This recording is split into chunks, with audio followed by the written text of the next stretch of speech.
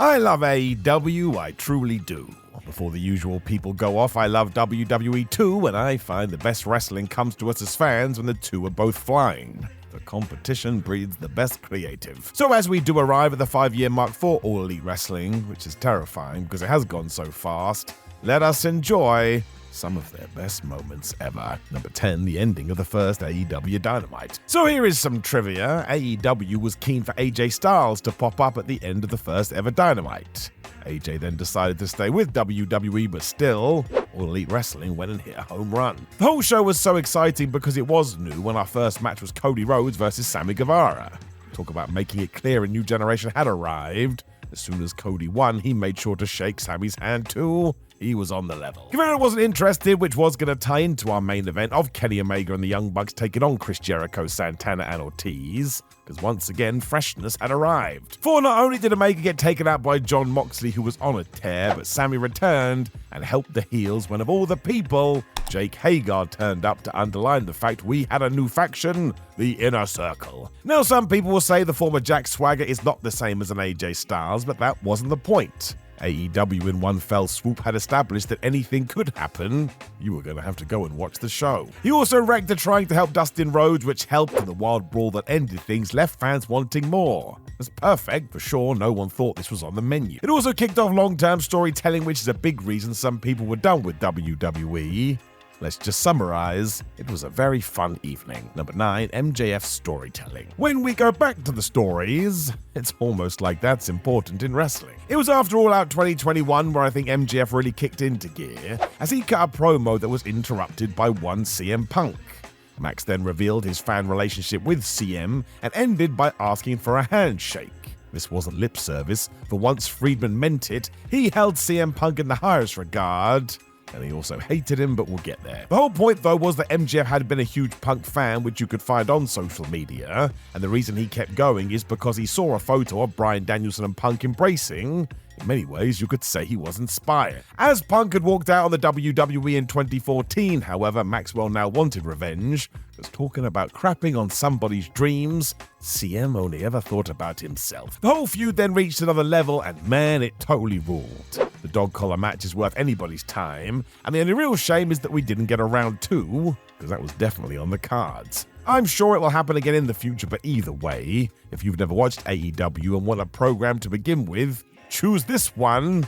You will love it. Number 8, Britt Baker is caked in blood, and so is Thunder Rosa, because this match ruled. It feels less effective now as time moves on, but AEW telling these two they could go out there and have a proper street fight felt like new ground had been broken. People were still very much looking at what WWE was doing to structure their pro wrestling, and this was the total opposite. It was a proper lights out match too, as there were no rules, and it featured thumbtacks, tables, ladders, and all sorts of weaponry. And when Baker applied the lockjaw, she even rolled back through the drawing pins. Whatever it took. Britt's bloody face became an iconic image, as did Thunder's big victory. It could be why fans got upset a year or so after this. The women's division went in the other direction, but hey, let's not forget what we did do here. It was the best violent female brawl we'd had on American TV in ages. Number 7, Eddie Kingston's Firewalk. And this one sort of evoked the same feelings. Eddie Kingston returning to the ring, drawing anarchy in the arena because he wanted to set somebody on fire. It was pure Grand Theft Auto and all the better for it. Only somebody like Eddie could have pulled this off thanks to his very believable promos, and his target was Christopher Jericho.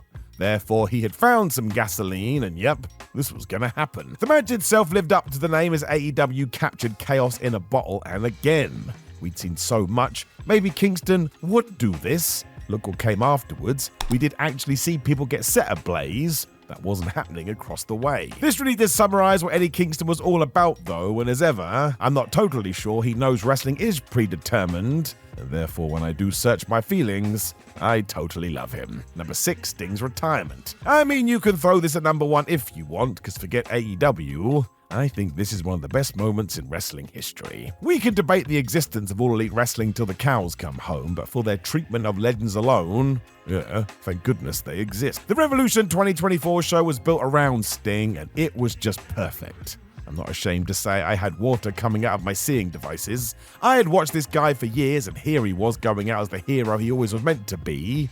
We should do this more. The match himself, as he teamed with fake son Darby alongside his very real children to take down the Young Bucks, couldn't have been better either. When the bell rang, everybody lost it. Let's not forget this was a veteran going over the young guys too, but nobody was bothered.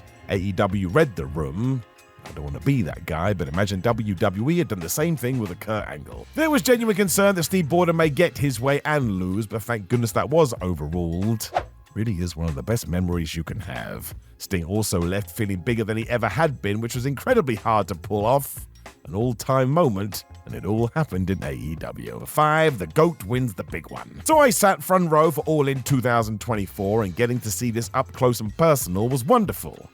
Genuinely an experience I will never forget. It was very similar to Sting, as fans were worried Bryan Danielson was going to lose to Swerve Strickland, even more so because the American Dragon had put his career on the line. I don't think anybody was ready for Bryan to go away forever. In front of 50,000 Wembley fans, the two took us on such a great ride though, including the 1-2 ooh after Swerve's big pressure finisher. I bought that hook, line and sinker. I don't think anybody had kicked out of it before. Much like Sting, we kept this simple though, and after focusing on Danielson's family a lot and involving Hangman Adam Page, which also made sense, Bryan applied the label lock and for the first time became the AEW champion. It wasn't too dissimilar to what WWE had done a decade prior. It really was a fantastic moment, however, and when Danielson does walk away, it will be a reminder of what a legend he was, a true master of the game. This is proof of all of that and more, before Revolution 2020. So this was more the entire pay-per-view than the moment, but still, if people were waiting for AEW to lay their trump card, it may have come at Revolution 2020. I wouldn't even say it was the company's best show, but in terms of making fans understand what the aim was, this was drowning in the feeling. I hate that word, but I get it. Kenny Omega was foreshadowing his heel turn whilst being the best babyface, as he as Hangman Adam Page had an amazing tag team match with the Young Bucks. And I know that sentence barely makes sense, but believe you me, it ruled. Jon Moxley also had a great brawl with Chris Jericho, who was arguably at his AEW peak as Le Champion. And then there was Cody versus MJF.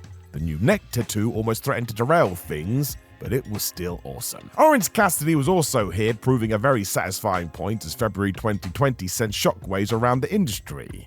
Now there is some exaggeration to that, but still, it really was pretty excellent stuff. Number 3, Omega versus Danielson. If we go back to talking about the moment, seeing Kenny Omega and Bryan Danielson just look at each other as New York lost their minds, it was amazing. Danielson, who never cared about breaking character, just smiled like the happiest man on the planet, whereas Omega tried to keep his cool, but he couldn't. This was Grand Slam in 2021, and let's face it, this was a dream match, and the fact we were getting it on free TV was mad. You also had thousands of people going crazy. Once again, it was excellent. Let's not forget that when they finally locked up, they also lived up to expectations, so everything here was just the best. Look, I'm going to say it again. Without AEW, maybe this never would have happened. There's also something in the sense we're still waiting for a round 2. It is crazy All Elite Wrestling has held off so long, but it worked. Look how happy it made everyone. Number 2, the brothers go to war. This was Double or Nothing, or AEW's first ever show technically. And boy howdy did it tell you what the deal was. After years of angling for it, Cody Rhodes and Dustin Rhodes were able to have their big match. My gosh, talk about getting fans emotional. Many people claimed afterwards they had brought back pro wrestling, and while slightly hyperbolic, I know what they meant. It was just so violent but charged with drama that it reminded you what sports entertainment could be. We shouldn't even use that word. We were deliberately going for something else. As screwed up as it sounds, there was also a refreshing amount of blood which we hadn't seen much on these shores for a while, and the match actually felt like it meant something to both. They had to go out there and perform. Dustin's sell job was genuinely worrisome as he looked dead too, whereas Cody signaled to everybody he had come of age, and look, if the American Nightmare ever does turn heel, you can see the tidbits of that here. He understood the assignment, and if you put this in one little package, it is modern day greatness. Number 1, that Dark Order entrance at Fight for the Fallen 2021. It doesn't get spoken about enough, but this entrance, courtesy of the Dark Order, was all about the fans. They believed in Hangman Adam Page like we all did too, and as we couldn't get in the ring ourselves, they would have to be our mirror. They were facing the Elite too, so we had some stakes, and the video before this. It was all about being a man and having an emotions, which is totally fine. The other part of it is that it was a very deliberate nod to one Brody Lee. Now that tribute show is the best thing AEW has ever done and probably ever will do, but I thought we should focus on specific wrestling moments in this list, but let's make it clear. The way Tony Khan shifted that Dynamite to pay tribute to the former Luke Harper It was beyond wonderful. If I'm completely honest, there are no words. After the Dark Order and the Cowboy had arrived here, you also got the bad guys turning up being inspired by Space Jam, which was utterly ridiculous, and you have all the licensed music to boot. AEW deserves credit for their use of that too. It does add a lot. Oddly, the match itself divided people, but it was one of the most fun times I'd had in wrestling that year, mostly as we were knee-deep in that Hangman story. That whole narrative deserves all the praise as well. The Elite were also right on top of the game, and I suppose I've ranked this here as you could show it to a lapsed fan, and they would likely get it.